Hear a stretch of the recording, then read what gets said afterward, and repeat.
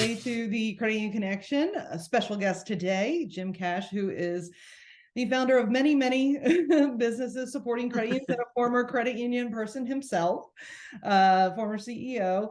And so, Jim, welcome. Thank you, sir. It's great to be with you. You as well. And so why don't you tell us a little bit about all that you're doing since you've exited Darden Credit Union? I don't know how many, 7 years ago now or so. 7 years ago now, Yeah. yeah, which is kind of crazy. I was at Darden for 5 years, and now I've been on my own for seven. It just seems weird to me, but yeah, when I left Darden Employees Federal Credit Union, I founded Canada Consulting. One of the things that opened a door for me was when we were at Darden back in 2011, 12, 13, 14. We really kind of write our strategy and execute our strategy on delivering to younger consumers. And back then, millennials were all the rage, right? And we couldn't, credit union executives really had a difficult time kind of figuring them out.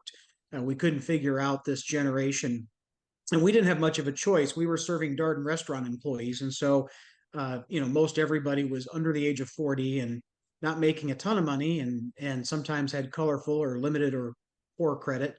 And so we had to figure it out in a hurry. And when we did that, we saw tremendous success, which opened the door, and I started to get invited to speak at conferences and to talk to other credit unions about, geez, how did we figure that out?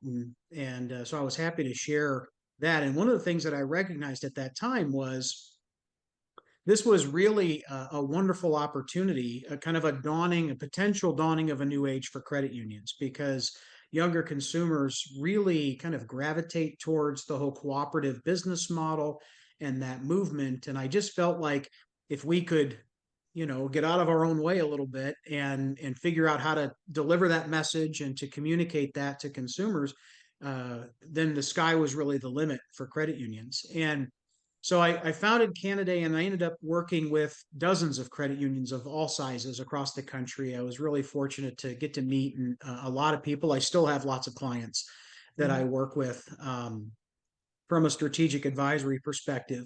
At the same time, I founded Member Intelligence Group, which is a member survey or member research voice of the member company, also serving credit unions. When I was before Darden, I was at Disney's credit union, Vista, which became Partners. And for a long time, I headed the marketing area, and I was responsible for understanding the voice of the member and knowing who we were serving and what they cared about, and being able to design products and services, et cetera, around that. And I was a little disappointed in some of the tools that were available to us. And so when I got to Darden, I created my own kind of voice of the member program, survey system, to be able to get actionable insights from the members in real time. And so I carried that forward with me when I went out on my own, and still work with, again, dozens of credit unions across the country there. And then several years ago, when I was on the speaking circuit, I would talk a little bit about the American Express campaign, Shop Local, which I thought was wonderful, right? Hey, we appreciate all the support for small businesses, because after all, what's a credit union except for a local small business, generally speaking? But I would always kind of chuckle about it. And I thought, the worst thing you could do to a small business owner is pay for your purchase with your American Express card. It's just so expensive Right. for them, Yeah. right? So I would say, hey, we need to encourage our members not only shop local, but to spend locally, right? We want them to use their credit union debit or credit card. Let's keep the money in the community. I just talked about it a lot. Well, fast forward, right, to March of 2020, and the pandemic hits. We are responding in a way that is closing down all whole communities, and businesses are shuttering, and just a really kind of dark time. And one of my clients, Public Service Credit Union out of Fort Wayne, Indiana, Fort Wayne's oldest credit union, I'll have you know, they created a social media campaign, and they called it Spend Local. And they were just encouraging their members to go, patronize local businesses. And they had them fill out a little form, and they would submit the form, and they would randomly reimburse these some transactions. And I follow all of my clients on social media, and I'm liking it. And I'm like, hey, this is a cool program. And they called and they said, this is kind of your idea, fool. And I was like, oh, no wonder I like it. I said, how's it working? And they said, yeah, you know what? It's working really well. It's kind of cool. They just did it on social media, but they found that members were sharing it, and then the businesses were sharing it, and they were tagging each other in it. And I said, that's really fantastic. Now, the way they had it set up, I mean, they did it as a social media campaign. They didn't really build it for kind of the long haul. And I said, would you be okay if I kind of took the idea back over and built a formal program around it? And they said, absolutely. And if you do, then we'll be your first credit union client to sign on. And so I did, and then they were. And so they've been on this buy local, spend local program that we've been offering now for, a couple of years. Really spent a lot of time in a pilot program with it, but it's really starting to pick up steam. And it's probably no surprise when you think about the pandemic's over, right? But now we've emerged into this really kind of tortured economy, and rates. It's just crazy, right? I mean, I can remember when I was the CEO at Darden in, I think it was 2011 or 12, and the NCUA came in and they said, we need you to shock test your books 300 basis points overnight. And I said, in what world are we going to live in where rates go up 300 basis points overnight? And here we are. Right. So prevents you right too much. Yeah, well, it took 10 years, but it happened. Yeah. And so when you think about all of the different things that are facing credit unions today,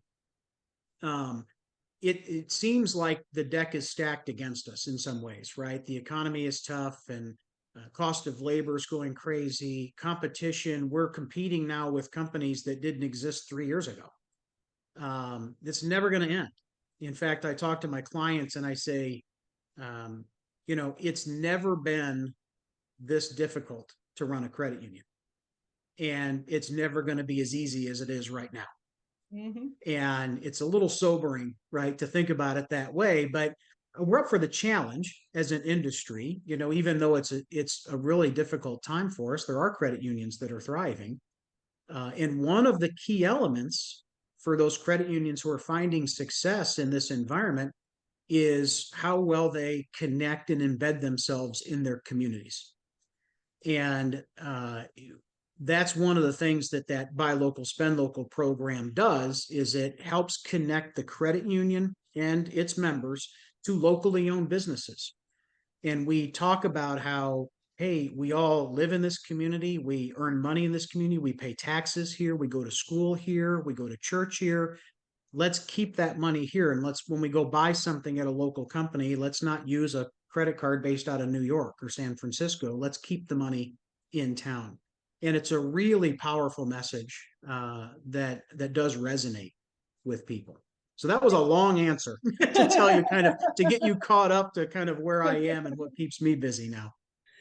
Yeah, and I think it's really interesting. And the reason I contacted you about when I saw the buy local, spend local project or company now. Yeah. I think my husband and I, we're avid DIYers, and we tend to go not only local, but co-op. We use the local True Value, and my husband grew up, like we ended up buying the house my husband grew up in. And so high school with the guy who runs it. And so there's like, having that familiarity of a local community, although we're not quite millennials or Gen Z.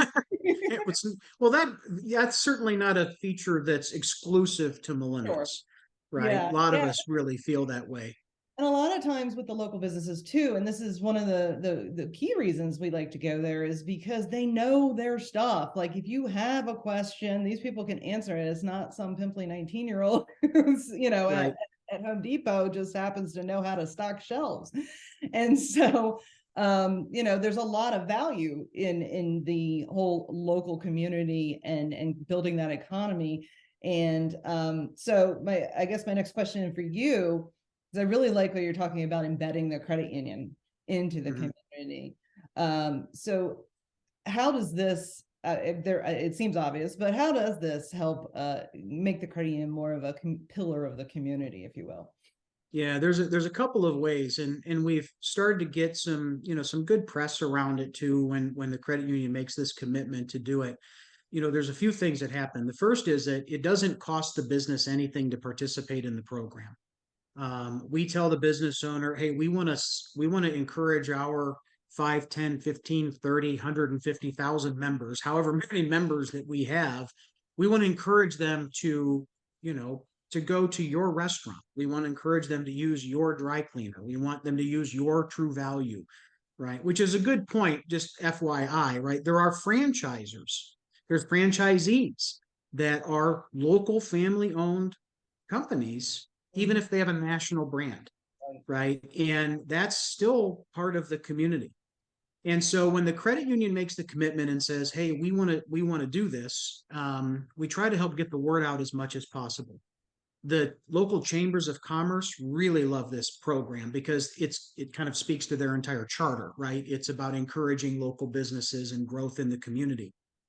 And so that helps. We knew that there would be a way that the program would help generate non-interest income, right? So obviously, the more we encourage our members to use their debit or credit cards, and the credit union can pick debit or credit or both, as they encourage that and members swipe the cards more often, interchange goes up. In fact, in the first year of the program, we had a couple of credit unions that were kind of helping us pilot it, and we saw an increase between 30 and 130% in terms of volume at these participating businesses. So there's no question, right? Now, whether that's more members visiting the shop, or it's the same members just not pulling out their Capital One card now, they're pulling out their credit union. I don't necessarily know that, but the business owners are saying, hey, we see the increased traffic, right? So we appreciate that. So that's one thing. One of the other ways that it generates non-interest income for the credit union is we allow the businesses an opportunity to market their products to the credit union members through the program. So it's not that the credit union is selling member data or anything. It doesn't, not anything like that. But if the business wants to, promote themselves to the 35,000 members in the county, it's inexpensive to do that, and that revenue is shared with the credit union. Right. When they do that, they're further embedded in the community because now their logo is attached to another local business. The local businesses are encouraged then to share that on social media and other things. And it becomes the credit union kind of becomes the title sponsor, if you will. One of the most powerful things that we've seen, and it's actually something that we knew would be an important part of it, but maybe not as important as it's turned out to be, is a 5-inch by 5-inch window cling that features the credit union logo and the buy local, spend local logo that the businesses put on their front doors. And so what has happened with that is it's generating membership much stronger than we actually thought. I mean, we kind of knew it would generate some membership, but we've seen really significant increases in terms of the number of members. And it's probably in part driven by the fact that the credit union's hanging their logo on every front door in town. Well, right? Consistency is huge in marketing, right? Being everywhere. Yeah. And imagine going to a business owner and saying, hey, would you mind if we put our logo on your door? And they say, please. Yeah, please do. Right. Which is what ends up happening. And so that's really, really powerful. The other way that it helps is obviously, right, in connecting the credit union to the businesses and the business owners. So if a credit union currently offers commercial accounts, small business accounts, what a wonderful way to just say, hey, by the way, you're in this program now. It doesn't cost you anything, right? So we're going to encourage our members to come. If they're considering getting into commercial, right, this is a wonderful way to build up maybe a portfolio of 100 to 300 to 500 businesses in their community that they can start knocking on the door and say, I don't know where you have your accounts today, but I know they're not encouraging their customers to come like we're encouraging our members to come. And so that's very helpful. And then there's also just the piece that the business owner, remember, these are small businesses. These are your high school friend, right? And we know how difficult, Sarah, you and I both know how challenging it is to run a small business. You don't have a lot of time to yourself. You No. don't have a lot of time to do things. Imagine running a diner or a bakery or a boutique, and you just like you're there all the time.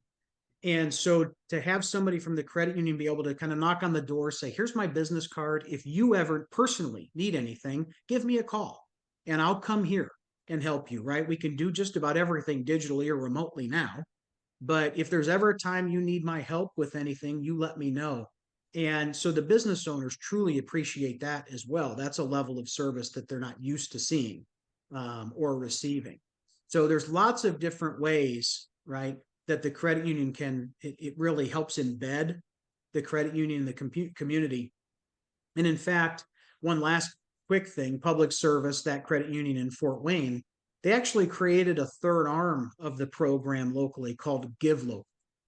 And so the way the program works is if you use your debit or credit card for your purchase, the credit union randomly selects a handful of those transactions and reimburses them. So it's nice. The business owner doesn't have to process transactions differently. They don't have to do anything. It Right. just, they swipe it just like they were. What they realized was, hey, we want to tie into local charities too. So they told their members, if you give to these local charities and you give with your debit card, right? Then if we randomly draw that, we'll match your charitable donation. Mm-hmm. And so you can imagine how helpful that is, right? In just getting the word out. I mean, you know better than any of us, right? The power of communications and how important that is. And just a wonderful story that a credit union is able to tell. So we're really encouraged by it. We are very excited about what the credit unions are getting to do and how they're connecting in their community. Obviously, the business results are great. Yeah. We knew that would be the case, but it's those other things, right, that really kind of are the most exciting to me. And doing business locally and keeping the credit union as a or building it as a pillar of the community just helps build that trust, which is what they're entirely founded upon, right? And then of course, like you mentioned, making sure the story's out there too. But every time, when they are pulling out their card or off their phone or whatever, they're seeing the credit union logo again and again, or at the window clings at the stores and what have you. So I just think it's a story that almost tells itself too. So there's lots of ancillary purposes. And just as you were talking about back in the 90s, I think it was, that credit unions were big on converting to community charters, and then they were like, we have a harder time reaching all these people. But some of them, really kind of reverted back to, I mean, maybe not regulatorily, but back to their roots of what are the small businesses that we can serve, and using that, going back to that almost seg-based business development, which is exactly, this is just a program for it, really formalizing it, and that way you make sure you're measuring the results as well when you formalize it. So I think it's really, really cool. And I think do you have any credit unions that are using it maybe in rural areas? Because I know a lot of times they can be a little more difficult to serve. Yeah, a little more spread out. Yeah. So we've got several credit unions that are in rural areas that are kind of coming up to speed. They're not mature programs yet, but we have some in Nebraska. We have some in eastern Montana, right? That are, I mean, you're talking, it's funny, I have clients out in the upper Midwest and the Great Plains, and it's like, our branches are 150 miles apart from each other. It's like, holy smokes, right? So that's a whole nother thing. But yeah, and what's interesting is that, I think what we find is that communities are communities. And as kind of a rule of thumb, when my team is talking to credit unions about this, we prefer to work with kind of smaller to mid-sized credit unions for the most part, unless it's in kind of a rural area. The largest credit union that we work with is All In Credit Union out of Daleville, and they're in Alabama and the panhandle of Florida and stuff. And so it's a big, wide area that they cover, and they have lots of branches. There are 30 or so branches that are spread out over a lot of area. But in those small communities, they're the local institution. Exactly. right? That's where They're you two can and a win, quarter right? billion in assets, but they're it. That's the one, right? That's perfect for Right. us. Because Citibank That's isn't going to exactly bother with right. those guys. So, the big banks, there's no ROI for them. Whereas the credit unions not only have the mission, of course, but also the flexibility of the not-for-profit business model, Yeah. which I think, oh, that's why I love credit unions. You know what? Me too. Me too. And Yeah. when you talked about, credit unions for a while there, we went in that wave of community charter conversions. And I can remember talking with CEOs there and stuff. And it was just, they thought it would solve their problems. And then it just created different ones. Right. And I always say, just talk to an underwriter. Right. And they'll say, I used to know my members. Like now I don't know who's walking in the door and all of that. And so it's interesting that you talk about, even if you don't change your charter type, you change your business approach, your model to approach it almost like it's seg based. Hmm. And when I was at Disney, right? So we were partners is essentially, I think technically it's a multi-common bond credit union, but it's really a single sponsor. I mean, it's Disney and the Disney community. And it happens to have, a Fortune 50 company and, Yeah. has hundreds of Doesn't thousands of hurt. employees, right? It's not like one plant in, Flint, Michigan. But the only way when I started the business development team there back 2001 or 2002 or something, and the only way we could handle it was to break Disney up into little business units. Hmm. Because if you just thought of it as the company, right, it was almost impossible. And so we would break it up, by business unit, by geography. And I still chuckle about this because in the Federal Credit Union Act, in those regulations, it basically says any employer that has 3,000 or more employees is eligible for their own credit union, which really led to kind of credit unions being propagated across the entire country, and a bunch of small ones, right? And it worked really well for what that purpose was. Well, almost according to that, the Magic Kingdom had 8,000 cast members. Epcot had 9,000 cast members. It would have been Magic Kingdom Federal Credit Union, Epcot Federal Credit Right. Union, the studios Federal. Like, that's not realistic anymore, right? And so we had to break it down that way. So we work with credit unions that are community based. It's a natural, right? In fact, when we license areas out for the program, we do it by county, generally speaking, unless there's a really big city, right? Then it's broken down even into zip codes. Hmm. But we do it that way. But even a credit union, so those credit unions can be really successful by operating almost like a seg credit union, right? A multi-common bond where they build relationships with individual companies. It's an easier conversation because they don't have to sign them up. They Hmm. just say, you're already in the charter. Like all of your employees can already join. So you don't have to worry about this. This is an added benefit to that. And then we also work with credit unions that are not community chartered, Hmm. right? If you're a multi-common bond credit union and you've got enough members and a good coverage there, you're in good shape, right? Because it's not necessarily about growing the field of membership as much as it's about driving business to local businesses. And Hmm. so if you ask us, we don't care what kind of charter you have. Right. So long as, you're a local institution in a community that's kind of well defined, that helps. Hmm. So yeah, we'll work with anybody, and I'm with you. I mean, I see that success if you kind of chunk it down a bit, understand who you're serving and where they are and what's important to them, and then go get it. Right. Right. And I mean, it's kind of basic business strategy too. I mean, and basic Yeah. marketing strategies. Like, okay, if you segment, you'll understand those people better and you'll be able to reach them better. And right. Yeah. So it makes But at it the same time, Sarah, it's not necessarily a sophisticated idea. It's nothing new. It's nothing novel, but it's also not always easy. no. And what some credit unions do is they struggle sometimes understanding segmentation and understanding it's not a lack of data, right, that they have, and it's not a lack of opportunity to work with companies that will help, certainly, but sometimes they just don't always know where to start, and they don't always know kind of what it means and how to pick. I work with all of my clients to say, boy, we can't be everything to everybody. Hmm. Like you can't, because if you're trying to be everything to everybody, now you're just like Chase, only way smaller and Yep. probably not as good at it as they are. So Right. let's pick and choose, Plus right? that Let's pick data, and as long as choose. you were talking earlier, I mean, credit have tons of data. Most of them, or maybe not most of them anymore, but a lot of them don't necessarily know what to do with it. They can't put it in a way that they can actually glean actionable insights from it. So I think Yeah. that, that's super valuable Well, for and sometimes they don't even trust what's coming out of the system because it like, you ask one question and you get two answers in the room and you're like, well, where are you getting I'm getting my data from the core. I'm getting mine from the LOS. And you're like, right. okay, well, which is right?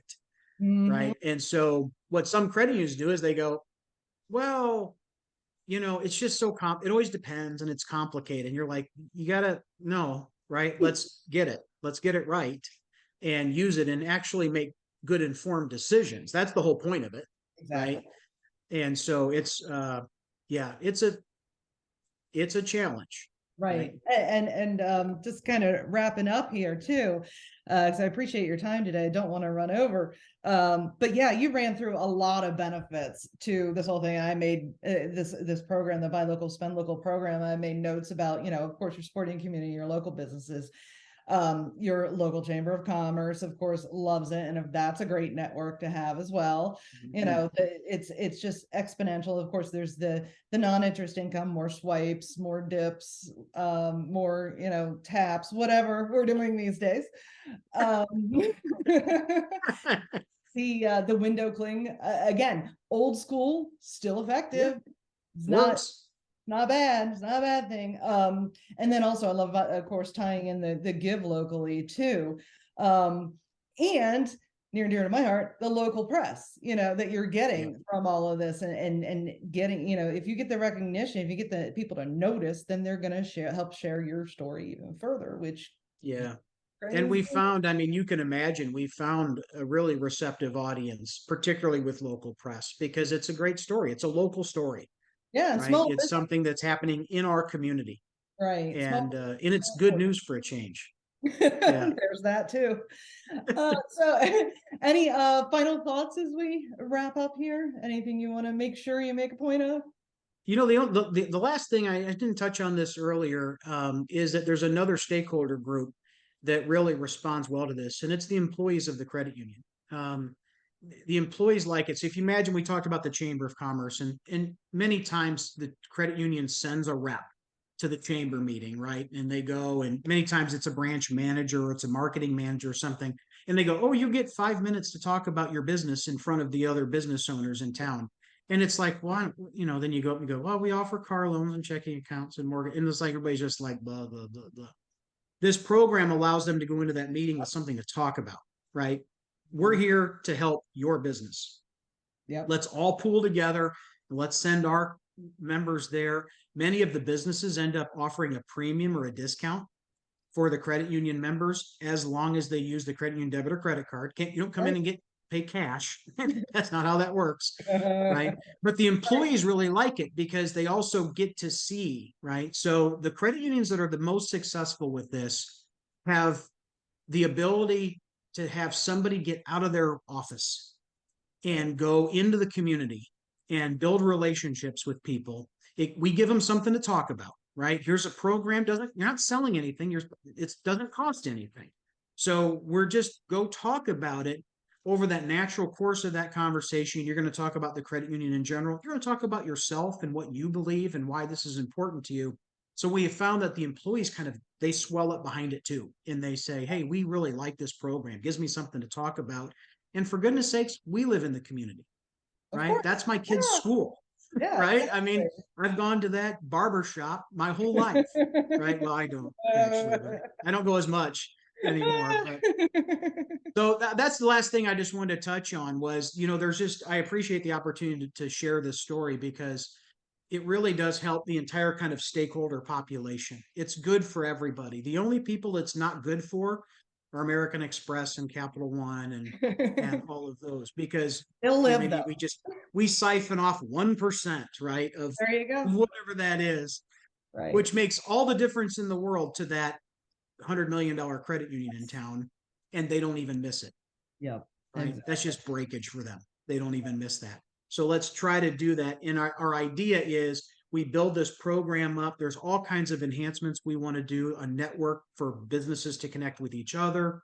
to be able to have an e-commerce platform to sell their stuff straight to members. There's lots of different things that we're working on. We're very excited about it.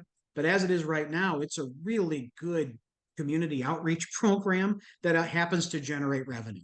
Yeah, that So is that is the best part of it. I mean, there is no losing, all win win win.